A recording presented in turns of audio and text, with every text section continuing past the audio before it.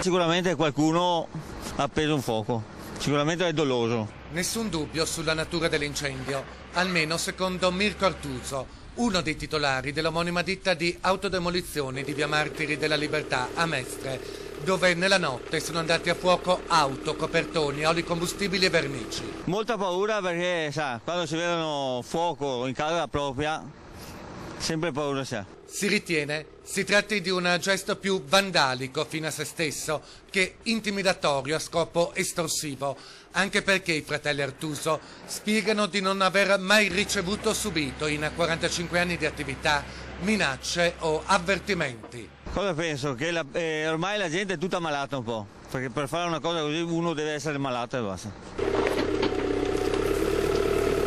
A mezzogiorno i vigili del fuoco avevano quasi già completato i lavori di smassamento di quanto bruciato, ma quella trascorsa non è stata una notte facile, neppure per i residenti, costretti fino alle 10 del mattino a rimanere barricati in casa con finestre e porte chiuse.